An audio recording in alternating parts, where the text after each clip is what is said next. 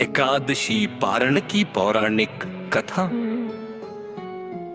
राजा अम्बरीश का कठिन व्रत। प्राचीन काल में राजा अम्बरीश नाम के प्रतापी राजा थे। वे भगवान विष्णु के परम भक्त थे। उन्होंने पूरे 1 वर्ष तक हर एकादशी का निर्जला व्रत रखने का संकल्प लिया था। जब वर्ष की अंतिम एकादशी आई तो उन्होंने विधि विधान से व्रत रखा।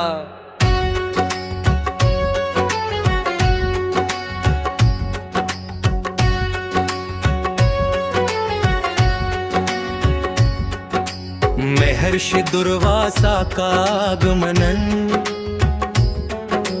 अगले दिन द्वादशी को राजा पारण की तैयारी कर रहे थे। तभी उनके द्वार पर महर्षि दुर्वासा अपने शिष्यों के साथ पधारे।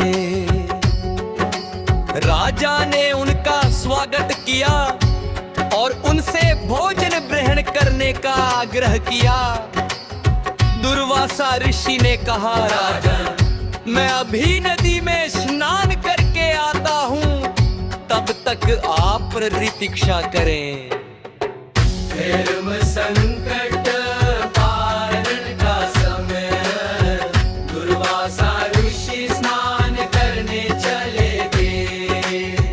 लेकिन उन्हें लौटने में बहुत देर हो गई। इधर द्वादशी तिथि समाप्त होने वाले थी। शास्त्रों के अनुसार यदि द्वादशी समाप्त होने से पहले पारण न किया जाए तो एकादशी व्रत निष्फल हो जाता है। राजा धर्म संकट में पड़ गए।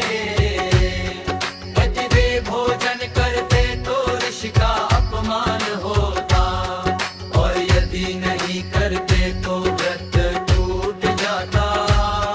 ब्राह्मणों की सलाह पर राजा ने केवल तुलसी दल और चरणामृत पीकर व्रत का पारण कर लिया, ताकि व्रत भी बच जाए और अन्न न खाने से ऋषि का अपमान भी न हो।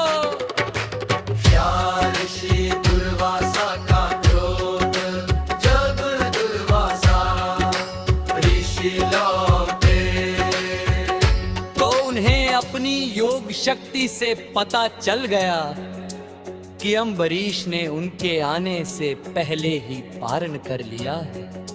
वे अत्यंत क्रोधित हो गए और अपनी जिदा से एक कत्या उत्पन्न की ताकि वह अम्बरीश को मार डाले। तुम सुदर्शन चक्र व्रत द्वारा रक्षा। अम्बरीश डरे नहीं और भगवान विष्णु का जारण करने लगे। तभी भगवान का सुदर्शन चक्र प्रकट हुआ और उसने राक्षसी को भस्म कर दिया। इसके बाद चक्र दुर्वासा ऋषि के पीछे पड़ गया। दुर्वासा अपनी जान बचाने के लिए ब्रह्मा जी और शिव जी के पास गए, लेकिन किसी ने उनकी रक्षा नहीं की।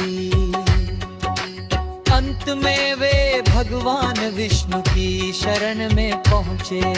भगवान विष्णु ने कहा, मैं भक्तों के वश में हूँ। आपने मेरे भक्त का अपमान किया है, इसलिए आप उन्हीं से क्षमा मांगिए। दुर्वासा ऋषि ने राजा अम्बरीश के पैर पकड़कर क्षमा मांगी। राजा ने बड़े प्रेम से उन्हें क्षमा कर दिया और चक्र शांत हो गया। एकादशी पारण महत्व पारण हमेशा द्वादशी तिथि के भीतर ही करना चाहिए।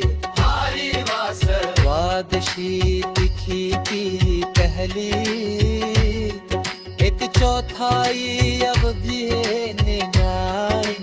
की देना चाहिए। भोजन पारण के दिन सात्विक भोजन करना चाहिए। चावल खाना इस दिन शुभ माना जाता है।